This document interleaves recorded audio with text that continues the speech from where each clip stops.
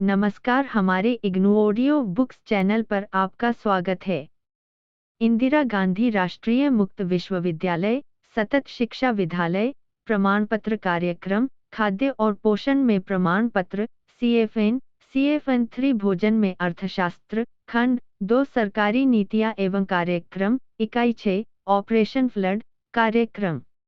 Operation flood शीर्षक देखकर आप यह सोच रहे होंगे कि इसका संबंध वर्षा या पानी से है, पर इसका अर्थ यह नहीं है।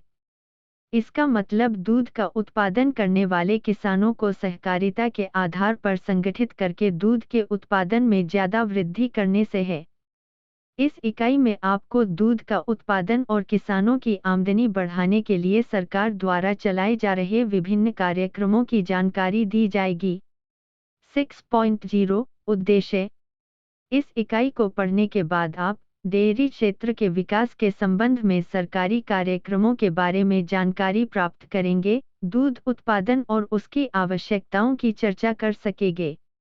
ऑपरेशन फ्लड कार्यक्रम के उद्देश्यों और उपलब्धियों की जांच कर सकेंगे और सहकारी डेयरी का सदस्य बनने से होने वाले लाभों को समझ सकेंगे।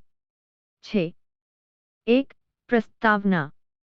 पशुधन विकास कृषि में विविधता लाने के कार्यक्रमों का एक अभिन्न अंग है।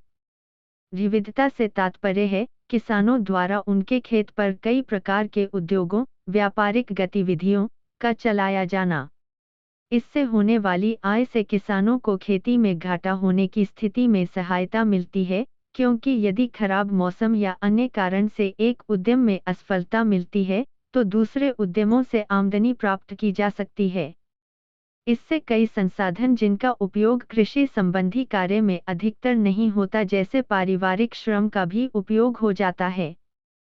फसलों के साथ उत्पन्न घास का प्रयोग भी पशुओं के चारे के रूप में कर लिया जाता है। पशुओं से मिलने वाले मलमूत्र का उपयोग फसलों के लिए खाद के रूप में किया जाता है।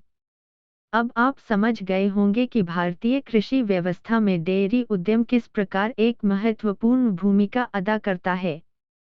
कृषि में लगे, खेती बाड़ी करने वाले लोगों के घरों में कुछ पशु अवश्य होते हैं। पहले ग्रामीण क्षेत्रों में डेयरी व्यवसाय ऐसी पुरानी पद्धति पर चलाया जाता था जिसमें आय अथवा लाभ पर अधिक बल नहीं दिया जाता था। इन सभी बातों को ध्यान में रखकर सरकार ने छठे दशक के अंत में दूध उत्पादन बढ़ाने की दिशा में कदम बढ़ाया। इस उद्देश्य को पूरा करने के लिए सरकार ने कई कार्यक्रम लागू किए। आजकल डेयरी उद्यम एक लाभ देने वाला व्यवसाय बन गया है। अब किसान अपने पशुओं के प्रति पहले की अपेक्षा अधिक सचेत हैं। दूध और उससे बने पदार्थों की बिक्री संबंधी सुविधाओं को बढ़ाना भी इस दिशा में सहायक सिद्ध हुआ है। 6.2 दूध उत्पादन। पिछले 15 सालों में भारत का दूध उत्पादन काफी बढ़ गया है। इसे नीचे दी गई तालिका में देखा जा सकता है। तालिका 6. 1 भारत में दूध उत्पादन लाख टनों में। उत्पादन 1970 से 71 210.00, 1971 से 72 225.50, 1979 से 80 303.33, 1981 से 82 343.33, 1984 से 85 388.80, 1985 से 86 423.30। भारत में प्रतिदिन प्रति व्यक्ति के लिए उपलब्ध दूध की औसत मात्रा 1969 में लगभग 100 ग्राम थी। यह 1971 से 72 में बढ़कर 112 ग्राम हुई और 1981 से 82 में 137 ग्राम और 1984 से 85 में यह बढ़कर 154 ग्राम हो गई। इस प्रकार कहा जा सकता है कि पिछले 15 वर्षों में भारत में दूध उत्पादन और उसकी उपलब्धता में निरंतर वृद्धि ही हुई है। पिछले कई सालों में दूध का उत्पादन बढ़ाने के लिए राज्य सरकारों व केंद्र सरकार दोनों ने ही किसानों को काफी सहायता दी है। 6. 3. पशु सुधार के सरकारी कार्यक्रम। छठी पंचवर्षीय योजना में दूध देने वाले पशुओं, गाय भैंस की दूध देने की क्षमता बढ़ाने के लिए 500 प्रमुख ग्रामीण विकास खंडों और 122 पशु विकास परियोजनाओं की स्थापना की गई। विभिन्न राज्यों में अच्छी नस्ल के पशुओं का विकास करने के लिए कार्यक्रम शुरू किए गए। इस कार्यक्रम से उन्नत किस्म के और अधिक दूध देने वाले पशु प्राप्त करने में सहायता मिलती है। छठी पंचवर्षीय योजना की समाप्ति पर देश में 14,899 पशु चिकित्सालय थे। इनके अलावा 19,286 प्राथमिक पशु चिकित्सा केंद्र भी स्थापित किए गए थे। इसका परिणाम यह हुआ कि किसानों को अपने पशुओं के स्वास्थ्य की रक्षा के लिए अपने घर से ज्यादा दूर नहीं जाना पड़ता। कर्नाटक और बंगलौर के निकट एक केंद्रीय चारा बीज उत्पादक केंद्र पूरी तरह से विकसित किया गया है। यह उच्च श्रेणी के चारे का निर्माण करता है। इसकी क्षमता 1,688 क्विंटल प्रतिवर्ष है। आधा चारे का उत्पादन दूध उत्पादन के बढ़ते हुए लक्ष्य को पूरा करने में बहुत सहायक होगा। केंद्र सरकार ने वर्ष 1989 से 90 में 51 लाख टन दूध का उत्पादन करने का लक्ष्य निर्धारित किया है। इसका अर्थ यह निकलता है कि 1984 से 85 के बाद हर साल दूध उत्पादन में 5-6% प्रतिवर्ष की दर से बढ़ोतरी का लक्ष्य रखा है। इस लक्ष्य की प्राप्ति के लिए अगली पंचवर्षीय योजना में अनेक कार्यक्रम तैयार किए गए हैं। 7वीं योजना में पशुपालन विकास के प्रमुख उद्देश्य और कार्यक्रम इस प्रकार हैं। 1. बढ़ती हुई विकास दर की प्राप्ति के लिए आधारभूत ढांचा उपलब्ध करना। 2. पिछले कार्यक्रमों से प्राप्त लाभों को एक सुनिश्चित आकार देना। 3. पशुपालन के द्वारा अधिकांश ग्रामीण जनसमुदाय को रोजगार के साधन उपलब्ध कराना। भारत में ऑपरेशन फ्लड प्रारंभ होना दूध और दूध से बने पदार्थों के उत्पादन के बढ़ने का एक मुख्य कारण है। बोध प्रश्न 1. डेयरी उद्यम क्या है? 2. डेयरी उद्यम कृषि उद्यम का पूरक है। स्पष्ट कीजिए। 3. सरकार द्वारा डेयरी उद्यम के विकास के लिए किए गए प्रयासों की चर्चा कीजिए। 6. 4. Operation flood. दूध के उत्पादन को बढ़ावा देने के लिए ऑपरेशन फ्लड नामक कार्यक्रम शुरू किया गया है।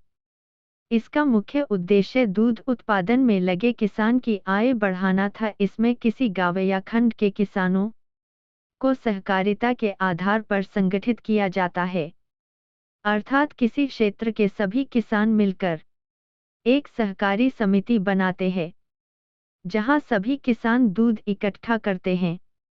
राज्य की सभी सहकारी समितियों का दूध इकट्ठा करके उत्पादन संघ में ले जाया जाता है। यहाँ से दूध को छोटे व बड़े शहरों के उपभोक्ताओं को जरूरत के अनुसार पहुँचाया जाता है। बचे हुए दूध से मक्खन, घी, सूखे दूध आदि का उत्पादन किया जाता है।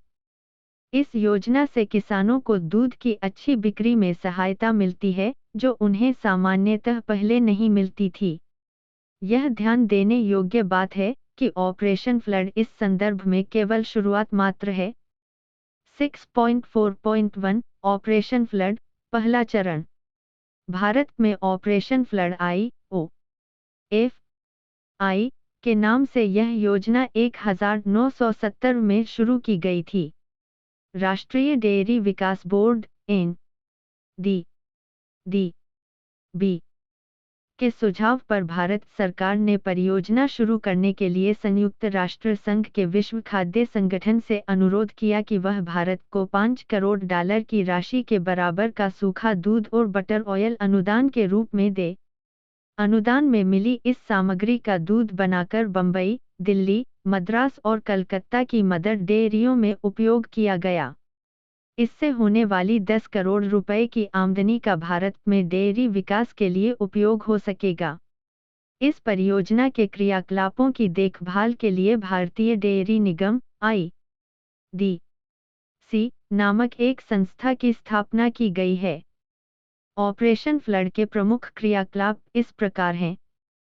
1. डेयरी उद्यम की क्षमता और उत्पादन में बढ़ोतरी करना। 2. शहर स्थित पशुओं का ग्रामीण क्षेत्रों में पुनर्वास करना। 3. दूध की क्षेत्रीय आवश्यकता के आधार पर दूध के भंडारण और परिवहन की व्यवस्था करना। 4. ग्रामीण क्षेत्रों में कच्चे दूध के लिए उचित मूल्य मिलता रहे, इसके लिए दूध प्राप्त करने के तंत्र का विकास करना। 5. पशुओं के प्रजनन, स्वास्थ्य की देखभाल, पोषण और रखरखाव से संबंधित कार्यक्रमों का आयोजन करना ताकि डेयरी से संबंधित पशुओं की प्रजनन की क्षमता बढ़ाई जा सके। 6. किसानों को दूध के लिए स्थायी बाजार उपलब्ध करवाना और क्षेत्रीय दूध ग्रिड, वह केंद्रीय स्थान जहां सभी स्रोतों से दूध लाकर इकट्ठा किया जाता है, की स्थापना करके बड़े शहरों में दूध की सप्लाई को स्थिरता प्रदान करना। 7. दुधारू पशु केंद्रों की स्थापना करना। संयुक्त राष्ट्र संघ के विश्व खाद्य संगठन ने इस परियोजना के तहत 1,26,000 टन सूखे दूध और 42,000 टन बटर ऑयल की सप्लाई की। ऑपरेशन फ्लड की मुख्य उपलब्धियां इस प्रकार हैं। 1. देश भर में 1978 में 210 लाख टन दूध का उत्पादन होता था, जो 1979 से 80 में बढ़कर 300 लाख टन हो गया। 2. दिल्ली, बम्बई, मद्रास और कलकत्ता 4 महानगरों में 290 लाख लीटर दूध प्रतिदिन संसाधित किया गया। 3. परियोजना के लिए मिली पूरी धनराशि का सही ढंग से उपयोग किया गया। 4. 1979 से 80 में 68,100 टन सूखे दूध का पाउडर तैयार किया गया। 5. 18 बड़े ग्रामीण दूध क्षेत्रों में डेयरी सहकारी संगठनों की स्थापना की गई। 6. दुधारू पशु केंद्रों की स्थापना की गई। 7. ग्रामीण प्रबंध संस्थान, the institute of rural management नामक संस्था की स्थापना की गई। इसका कार्य ग्रामीण उद्योगों के प्रबंध के लिए लोगों को प्रशिक्षित करना है। इसके अलावा ऑपरेशन फ्लड के कारण 100 लाख दूध उत्पादकों को पहले की अपेक्षा 50 रु से 100 रु तक की आय अधिक होने लगी। 6.4.2 ऑपरेशन फ्लड। दूसरा चरण, ऑपरेशन फ्लड के उद्देश्य 1 करोड़ ग्रामीण दूध उत्पादकों की इस तरह से सहायता करना कि वे सन 1985 के मध्य तक अपने आप में एक पूर्ण डेयरी उद्योग का निर्माण कर सके। यह डेयरी व्यवस्था इस तरह की होनी चाहिए कि बिना बाहरी सहायता के भी चलाई जा सके। 8वें दशक में दूध उत्पादकों को ऐसी राष्ट्रीय दुधारू पशुशाला बनाने में सहयोग देना जिसमें 140 लाख तक उन्नत नस्ल के पशु हों। शहरों के 15 करोड़ लोगों को लाभ देने के लिए राष्ट्रीय दूध ग्रिड का विकास करना। डेयरी उद्योग के लिए आवश्यक आधारभूत ढांचे का निर्माण करना, जिसमें डेयरी संसाधन और संरक्षण विधियों का अपने देश में विकास, लोगों को प्रशिक्षण देने का कार्यक्रम और सूचना व्यवस्था सम्मिलित होगी। इस प्रकार ऑपरेशन फ्लड का उद्देश्य ऑपरेशन फ्लड के अंतर्गत किए गए कार्यों को इस तरह से जारी रखना है कि इससे उन राज्यों को भी लाभ हो जो ऑपरेशन फ्लड में शामिल नहीं थे। ऑपरेशन फ्लड की मुख्य उपलब्धियां इस प्रकार हैं। 1. भारतीय डेयरी कॉर्पोरेशन द्वारा उपहार स्वरूप प्राप्त वस्तुओं की बिक्री करके नवंबर 1984 तक 2,323 लाख रुपए की राशि प्राप्त की गई। 2. अक्टूबर 1984 में बम्बई, दिल्ली, कलकत्ता और मद्रास स्थित डेयरियों ने अपनी क्षमता 35 लाख लीटर प्रतिदिन तक बढ़ा ली। 3. इस परियोजना में सम्मिलित 96 जिलों की ग्रामीण सहकारी समितियों की संख्या 31,000 तक पहुंच गई और 38.8 लाख किसान इसके सदस्य बन गए। 4. 5,238 समितियों को कृत्रिम गर्भाधान की सुविधा उपलब्ध करवाई गई। 5. राष्ट्रीय दूध ग्रिड के अंतर्गत दूध को लंबी दूरी तक आसानी से ले जाने के लिए 70.5 लाख लीटर क्षमता वाले सड़क के 622 टैंकरों व 31 लाख लीटर क्षमता वाले रेल मार्ग के 87 टैंकरों की व्यवस्था की गई। 6. दूध से बने पदार्थों के भंडारण के लिए बम्बई में 3,000 टन की क्षमता वाले एक भंडार गृह का निर्माण किया गया। आजकल देश भर में भिन्न भिन्न आकार के लगभग 238 डेयरी संयंत्र हैं। ये प्रतिदिन औसतन 92 लाख लीटर दूध का वितरण करते हैं। तालिका 6.2 में ऑपरेशन फ्लड की प्रगति का विवरण दिया गया है। तालिका 6.2 ऑपरेशन फ्लड की प्रगति विवरण के लिए स्क्रीन को देखें। 6 अंश ऑपरेशन फ्लड से आय की वृद्धि। भारत में ऑपरेशन फ्लड कार्यक्रम ने दूध का उत्पादन करने वाले किसानों को डेयरी उद्यमों से आय बढ़ाने में सहायता की है। इस व्यवस्था में गाँव विकास खंड के स्तर पर सहकारी समितियां संगठित की गईं। दूध उत्पादन करने वाले किसानों को इनका सदस्य बनाया गया। पूरे वर्ष इनके उत्पादन की बिक्री की व्यवस्था की गई। सहकारी समितियां किसानों को पशुओं के लिए आहार, चारा, दवाइयाँ और अन्य तकनीकी सहायता भी प्रदान करती है। राज्यों के सहकारी संघ इस बात का भी ध्यान रखते हैं कि किसानों को जानकारी न मिलने के कारण कठिनाई न हो। IRDP समन्वित ग्रामीण विकास कार्यक्रम अपने विभिन्न कार्यक्रमों के अंतर्गत छोटे और सीमांत वर्ग के किसानों की दुधारू पशु खरीदने में सहायता करता है। दुधारू पशु खरीदने पर उसके मूल्य के 50% तक की सरकारी सहायता भी दी जाती है। किसान अपना दूध सहकारी समिति को बेचते हैं।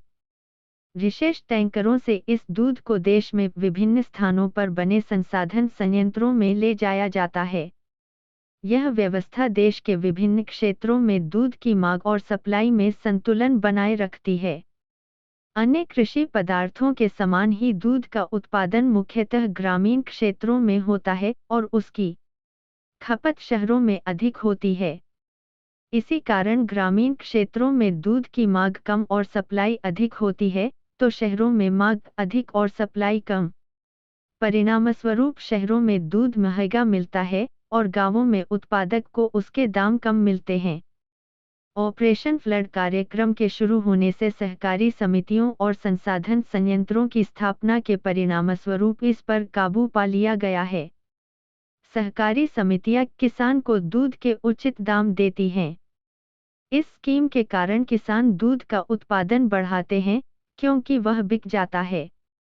सहकारी समितियां किसानों को दूध का मूल्य पहले की अपेक्षा अधिक देती हैं, इससे उनकी आमदनी भी बढ़ जाती है।